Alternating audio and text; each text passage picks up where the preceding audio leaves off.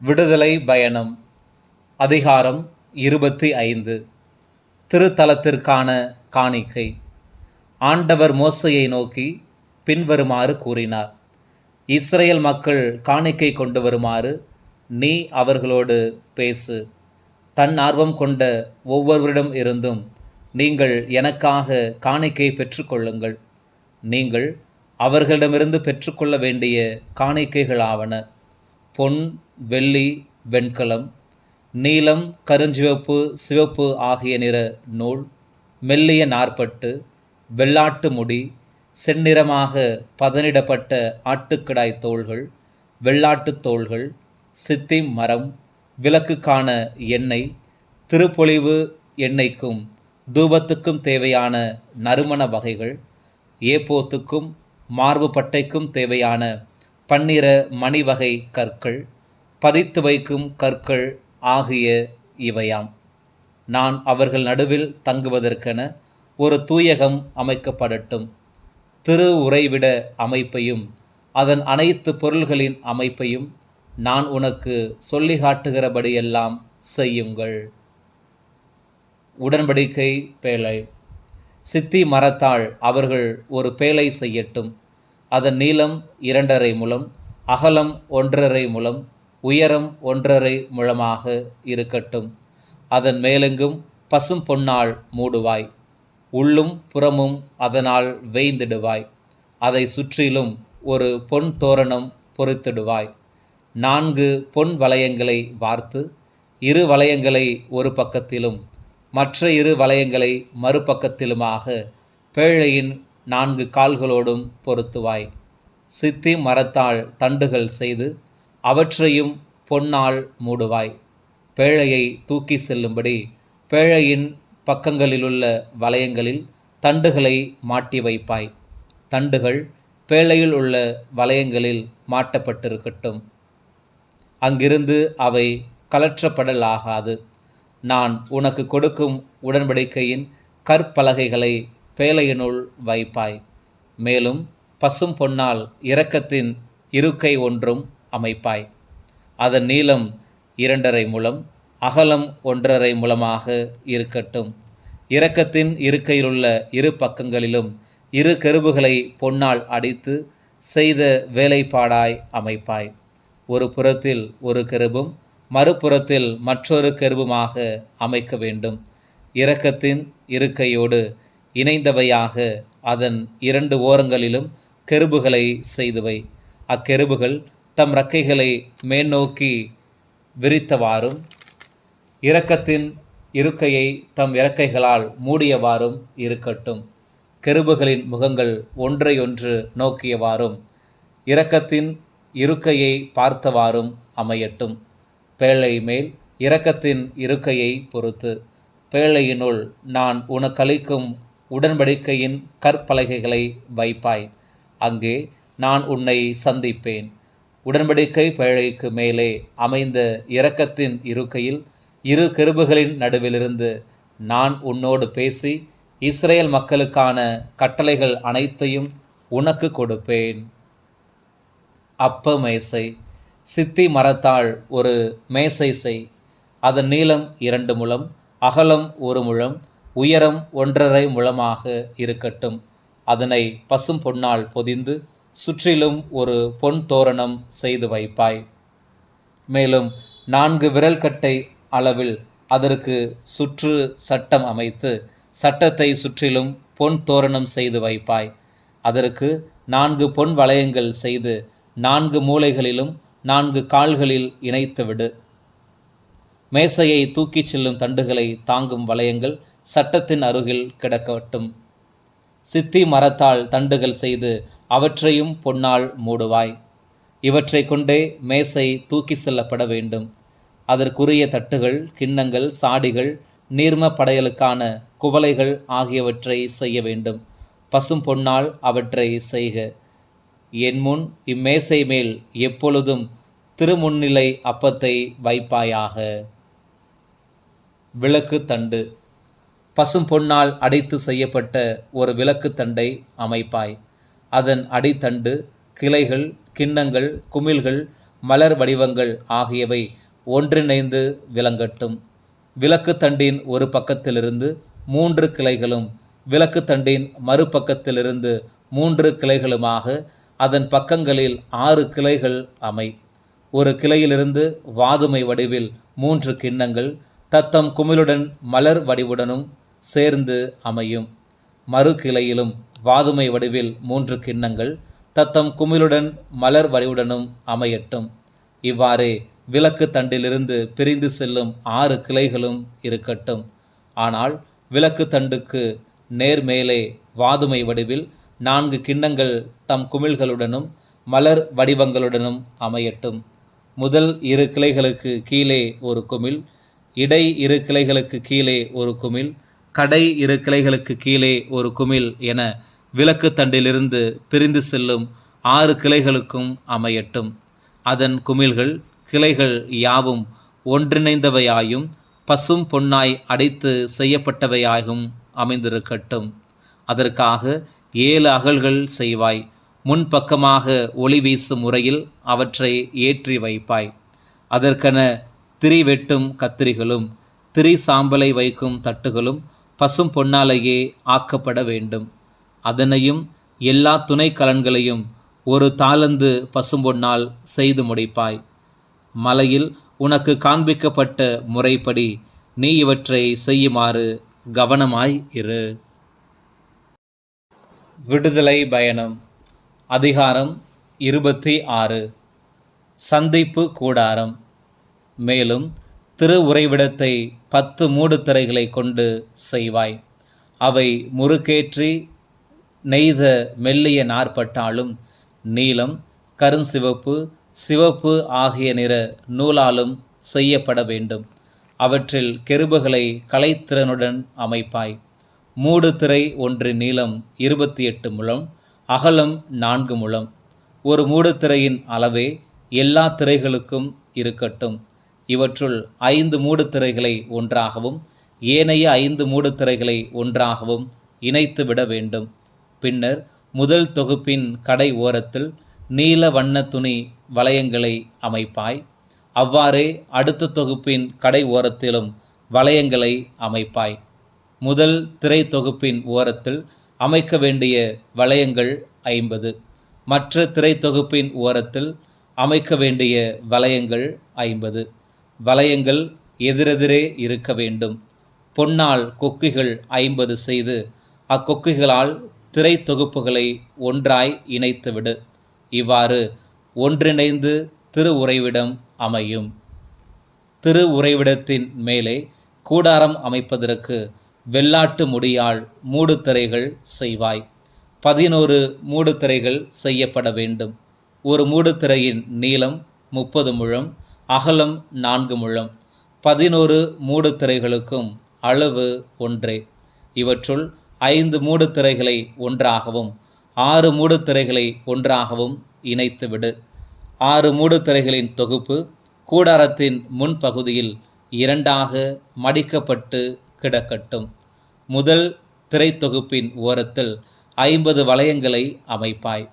அவ்வாறே 50 வளையங்களை அடுத்த திரை தொகுப்பின் ஓரத்திலும் அமைப்பாய். வெண்கலத்தால் 50 கொக்கிகள் செய்து கொக்கிகளை காதுகளில் மாட்டிவிடு. இவ்வாறு ஒன்றிணைந்து கூடார மூடுதிரை அமையும். கூடார மூடுதிரையில் எஞ்சியிருக்கும் பாகம் தொங்கிக் கொண்டிருக்கும். திரு உறைவிடத்தின் பின்புறத்தே பாதி திரை தொங்கும். கூடார மூடுதிரையின் பக்கங்களில் மீந்திருக்கும் பகுதி திரு உறைவிடத்தின் ஒரு புறம் 1 முழமும் மறுபுறம் 1 முழமும் தொங்கி மறைக்கும். செந்நிறமாக பதனிடப்பட்ட செம்மறி ஆட்டு கிடாய் தோள்களாலும் வெள்ளாட்டு தோள்களாலும் கூடாரத்திற்கு ஒரு மேல் விரிப்பு செய்வாய். திரு உறைவிடத்திற்குரிய செங்குத்தான சட்டங்களை சித்தி மரத்தால் செய்வாய். ஒரு சட்டத்தின் நீளம் 10 முழம். சட்டம் ஒவ்வொன்றின் அகலம் 1.5 முழம். சட்டம் ஒன்றுக்கு 2 கொளுத்துகள் எடுத்து சட்டத்தோடு சட்டத்தை இணைத்துவிடு. அவ்வாறே திரு உறைவிடத்தின் எல்லா சட்டங்களும் இணைக்கப்பட வேண்டும். திரு உறைவிடத்திற்காக சட்டங்கள் செய்யுங்கள். தெற்கு பக்கம் தென் திசை நோக்கி நிற்க வேண்டியவை 20 சட்டங்கள்.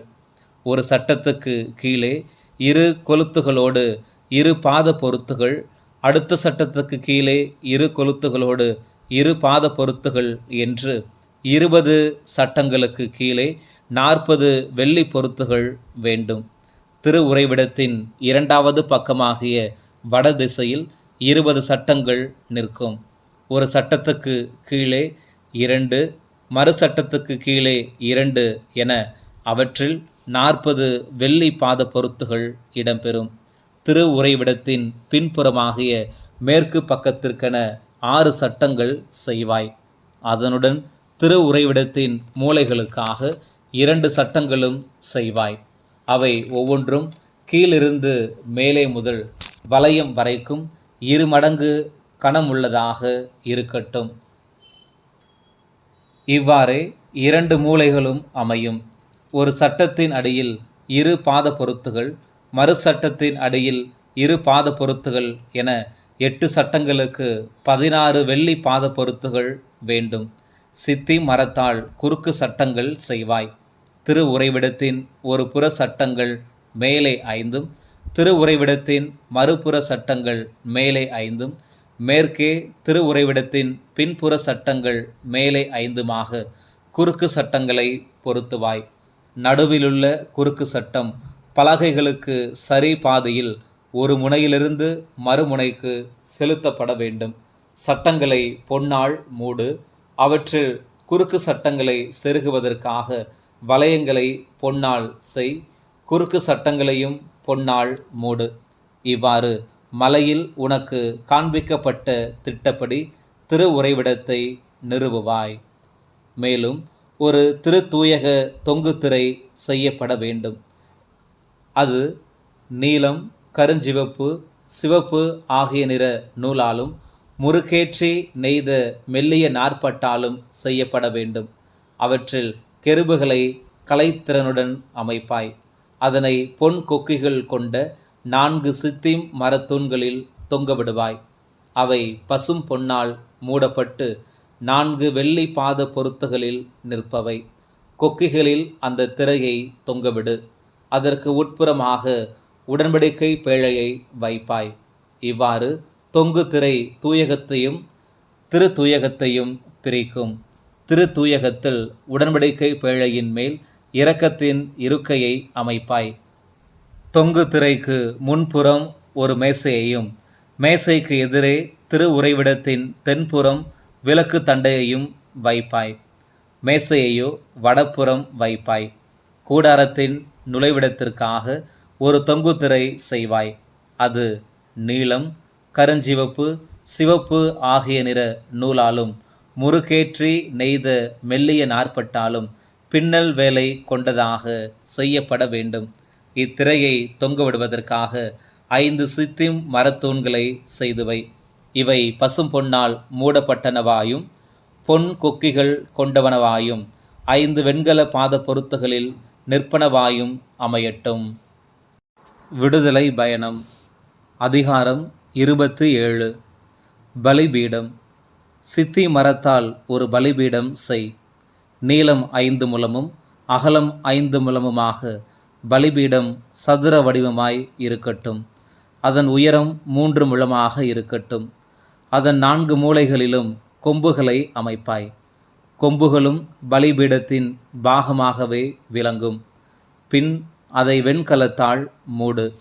பின்னர் அதை சார்ந்த சாம்பல் சட்டிகள், அள்ளு கருவிகள், பலி கிண்ணங்கள், முள் கரண்டிகள், நெருப்பு தட்டுகள் ஆகிய எல்லா கலன்களையும் வெண்கலத்தால் செய்வாய். அதை சுற்றிலும் வெண்கலத்தால் வலைப்பின்னல் போன்ற வேலைப்பாடு செய்து அதனுடன் இணைப்பாய். 4 மூலைகளிலும் 4 வளையங்களை பொருத்துவாய். பலிபீடத்தின் பாதி பகுதியை எட்டும்படி அதன் விளிம்புக்கு கீழே வலைப்பின்னலை பொருத்துவாய். பலிபீடத்தின் தண்டுகளை சித்து மரத்தால் செய்து அவற்றை வெண்கலத்தால் மூடுவாய். பலிபீடத்தை தூக்கி செல்வதற்காக அதன் 2 பக்கங்களிலும் இத்தண்டுகள் வளையங்களில் செலுத்தப்பட்டு இருக்கட்டும். பலகைகளை சேர்த்து உள்கூடாக பலிபீடத்தை செய்ய வேண்டும். மலைமேல் உனக்கு காண்பிக்கப்பட்டபடி அது செய்யப்படட்டும். திரு உறைவிட முற்றம். திரு உறைவிட முற்றத்தை நீ உருவாக்குவாய். தெற்கு பக்கத்தில் முறுகேற்றிய நெய்த மெல்லிய நாற்பட்டால் செய்த தொங்கு திரைகளை 100 முழத்திற்கு தென் திசை நோக்கி போட வேண்டும். அதற்கு 20 தூண்களும் வெண்கலத்தில் 20 பாத பொருத்துகளும் தூண்களுக்கான வெள்ளி கொளுத்துகளும் பூண்களும் தேவை. அவ்வாறே வடபக்கத்தில் 100 முழ நீளமான தொங்கு திரைகளும் அவற்றுடன் 20 தூண்களும் 20 வெண்கல பாத பொருத்துகளும் தூண்களுக்கான வெள்ளி கொளுத்துகளும் பூண்களும் இருக்கட்டும். மேற்கு பக்கத்தில் முற்றத்தின் அகல பகுதி 50 முழ தொங்கு திரைகளாலும் அதற்கான 10 தூண்களாலும் 10 பாத பொருத்துகளாலும் அமையட்டும். கதிரவன் தோன்றும் கீழ் திசை நோக்கிய முற்றத்தின் அகலம் 50 முழமாக இருக்கட்டும். அதன் ஒரு பகுதி 15 முழ தொங்கு திரைகளாலும் 3 தூண்களாலும் 3 பாத பொருத்துகளாலும் அமையட்டும். மறுபகுதி 15 முழ தொங்கு திரைகளாலும் 3 தூண்களாலும் 3 பாத பொருத்துகளாலும் அமைக்கப்படும். நடுப்பகுதியில் நீலம், கருஞ்சிவப்பு, சிவப்பு ஆகிய நிற நூலாலும் முறுகேற்றி நெய்த மெல்லிய நாற்பட்டால் செய்யப்பட்டதும் பின்னல் வேலைப்பாட்டுடன் அமைந்ததுமான 20 முழ தொங்கு திரை முற்றத்திற்கு நுழைவாயிலாக விளங்கட்டும். அதற்காக 4 தூள்களும் 4 பாத பொருத்துகளும் அமைக்கப்படட்டும். முற்றத்தை சுற்றியுள்ள எல்லா தூண்களுமே வெள்ளியால் மூடப்பட்டிருக்கும். அவற்றின் கொளுத்துகள் வெள்ளியாலும் பாத பொருத்துகள் வெண்கலத்தாலும் செய்யப்படட்டும். முற்றத்தின் நீளம் 100 முழமாகவும் அகலம் 50 முழமாகவும் உயரம் 5 முழமாகவும் இருக்கட்டும். திரைகள் முறுகேற்றி நெய்த மெல்லிய நாற்பட்டால் அமையட்டும். பாத பொருத்துகள் வெண்கலத்தால் அமையட்டும். திரு உறைவிட திருப்பணிகளுக்கான அனைத்து பொருள்களும் அங்குள்ள கொளுத்துகளும் முற்றத்தில் உள்ள எல்லா கொளுத்துகளும் வெண்கலத்தால் இருக்கட்டும். விளக்கை பேணுதல். விளக்கு எப்போதும் எரிந்து கொண்டிருக்க பிழிந்த தூய்மையான ஒலிவ எண்ணெய் கொண்டு வரப்பட வேண்டுமென இஸ்ரேல் மக்களுக்கு நீ கட்டளையிடுவாய். சந்திப்பு கூடாரத்தில் உடன்படிக்கை பேழைக்கு முன்னுள்ள தொங்கு திரைக்கு வெளியே அந்த விளக்கு எரிந்து கொண்டிருக்கட்டும். ஆரோனும் அவன் புதல்வரும் மாலை முதல் காலை வரை அதை கவனித்து கொள்ளட்டும். இது தலைமுறை தோறும் இஸ்ரேல் மக்களிடையில் மாறாத சட்டமாக இருக்கட்டும். விடுதலை பயணம். அதிகாரம் 28. குருக்களின் உடைகள். எனக்கு குருத்துவ பணி புரிவதற்காக உன் சகோதரன் ஆரோனையும் அவன் புதல்வர் நாதாபு, அபிகு, எலையாசர், இத்தாமார் ஆகியோரையும் இஸ்ரேல் மக்கள் நடுவிலிருந்து அழைத்து வா. உன் சகோதரன் ஆரோனுக்காக மாண்பும் அழகும் பொருந்திய திரு உடைகள் செய்வாய். திறமையால் நான் நிரப்பியுள்ள வல்லுநர்கள் எல்லாரிடமும் எனக்கு குருத்துவ பணி புரியுமாறு ஆரோனை திருநிலைப்படுத்துவதற்காக அவர்கள் திரு உடைகளை செய்யுமாறு கூறு. செய்யப்பட வேண்டிய உடைகள் ஆவன: மார்பு பட்டை, ஏப்போது, அங்கி, கோடிட்ட உள்ளாடை, தலைப்பாகை, இடைக்கச்சை ஆகியவை. இவ்வாறே எனக்கு குருத்துவ பணி புரியும்படி உன் சகோதரன் ஆரோனுக்காகவும் அவன் புதல்வர்களுக்காகவும் திரு உடைகள் செய்யப்படட்டும். பொன்னையும் நீலம், கருஞ்சிவப்பு, சிவப்பு ஆகிய நிற நூலையும் முறுகேற்றி நெய்த மெல்லிய நாற்பட்டையும் பயன்படுத்தட்டும். பொன்னாலும் நீலம், கருஞ்சிவப்பு, சிவப்பு ஆகிய நிற நூலாலும் முறுகேற்றி நெய்த மெல்லிய நாற்பட்டாலும் கை தேர்ந்த வேலைப்பாட்டுடன் ஏப்போதை அமைக்கட்டும். அதற்கு 2 தோள்பட்டைகள் செய்து அதன் 2 பக்கத்து ஓரங்களிலும் அவற்றை இணைத்துவிடு. ஏப்போதை இணைக்கும் தோள்பட்டை அதன் ஒரு பகுதியாகவும் அதை போலவே பொன்னாலும் நீலம், கருஞ்சிவப்பு, சிவப்பு நிற ஆகிய நூலாலும் முறுகேற்றி நெய்த மெல்லிய நாற்பட்டாலும் செய்யப்பெறும். பன்னிற மணிக்கற்கள் 2 எடுத்து அவற்றின் மேல் இஸ்ரேல் புதல்வர் பெயர்களை பொறித்து வைப்பாய். அறுவர் பெயர்களை ஒரு கல்லிலும் ஏனைய அறுவர் பெயர்களை 2ஆம் கல்லிலுமாக அவர்களது பிறப்பு வரிசைப்படியே அவற்றில் பொறித்துவிடு. கல் வேலைப்பாடாயும் முத்திரை வெட்டு போன்றும் இஸ்ரேல் புதல்வர் பெயர்களை 2 கற்களிலும் பொறித்து அவற்றை பொன்னிழை பின்புலத்தில் பதித்து வைப்பாய். இவ்விரு கற்களையும் ஏபோதின் தோள்பட்டையில் பொருத்திவிடு. இவை இஸ்ரேல் மக்களின் நினைவு கற்களாகும். ஆரோன் அவர்கள் பெயர்களை தம் 2 தோள்களிலும் ஆண்டவர் திருமுன் நினைவு சின்னமாக தாங்கி நிற்பான். பொன் வேலைப்பாட்டுடன் பதக்கங்கள் செய்.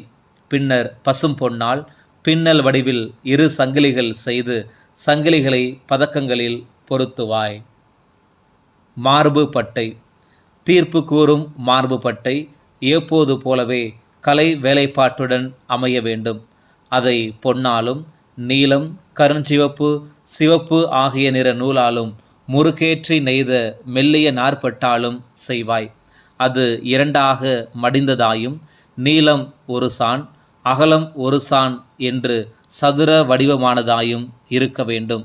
அதை நிரப்புமாறு அதன் மேல் கற்களை 4 வரிசையாக பதிப்பாய். முதல் வரிசையில் பதுமராகம், புட்பராகம், மரகதம். 2ஆம் வரிசையில் மாணிக்கம், நீலமணி, வைரம். 3ஆம் வரிசையில் கெம்பு, வைடூரியம், செவ்வந்திக்கள்.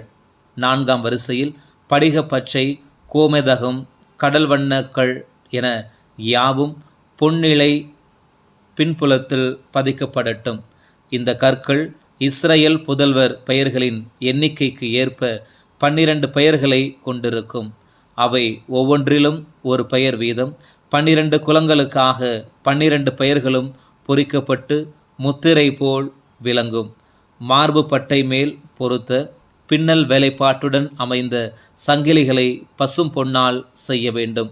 மார்பு பட்டைக்காக 2 பொன் வளையங்களை செய்து அந்த 2 வளையங்களையும் மார்பு பட்டையின் 2 மூலைகளிலும் பொருத்துவாய். 2 பொன் சங்கிலிகளையும் மார்பு பட்டையின் மூலைகளிலுள்ள 2 வளையங்களில் மாட்டிவிடு. சங்கிலிகளின் மற்ற 2 முனைகளையும் 2 பதக்கங்களில் மாட்டுவாய். இவற்றை ஏப்போதின் தோள்பட்டையோடு முன்புறமாய் பொருத்துவாய். 2 பொன் வளையங்கள் செய்து அவற்றை மார்பு பட்டையின் 2 விளிம்புகளின் உட்புற ஓரங்களில் ஏப்போதை அடுத்து இணைப்பாய். 2 பொன் வளையங்கள் செய்து அவற்றை ஏப்போதின் 2 தோள்பட்டைகளுடைய முன்பக்கத்தின் கீழ்ப்பகுதியில் அது இணையுமிடத்தில் ஏப்போதின் பின்னலழகு கச்சைக்கு மேலே கோத்துவிடு. பின்னர் மார்பு பட்டையின் வளையங்களை ஏப்போதின் வளையங்களோடு நீல நாடாவால் இணைத்து கட்டு. இவ்வாறு மார்பு பட்டை ஏப்போதின் பின்னலழகு கச்சையிலிருந்து அகலாமலும் ஏப்போதின் மேல் படிந்தும் நிற்கும். ஆரோன் திருத்தலத்திற்குள் செல்கையில் தீர்ப்பு கூறும் மார்பு பட்டையின் மேலுள்ள இஸ்ரேல் புதல்வர்களுடைய பெயர்களை தன் நெஞ்சின் மேல் தாங்கி நிற்பான். அவை ஆண்டவர் திருமுன் நீங்காத நினைவு சின்னமாக திகழும். தீர்ப்பு கூறும் மார்பு பட்டையில் ஊரிமையும் தும்மிமையும் பதித்து வைப்பாய். ஆரோன் ஆண்டவர் திருமுன் செல்கையில் அவற்றையும் அவன் நெஞ்சின் மேல் அணிந்து கொள்ள வேண்டும். இவ்வாறு ஆரோன் ஆண்டவர் திருமுன் செல்லும் போதெல்லாம் இஸ்ரேல் மக்களுக்காக தீர்ப்பை தன் நெஞ்சின் மேல் தாங்கி நிற்பான். குருக்களின் பிற உடைகள். ஏப்போதின் அங்கி முழுவதும் நீல நிறத்தில் செய்வாய். அதில் தலை நுழைய ஒரு திறப்பும் அதனை சுற்றி மேலாடைகளின் திறப்பில் அமைவது போன்று நெசவு வேலைப்பாடுள்ள ஒரு கரையும் அமைந்திருக்கட்டும்.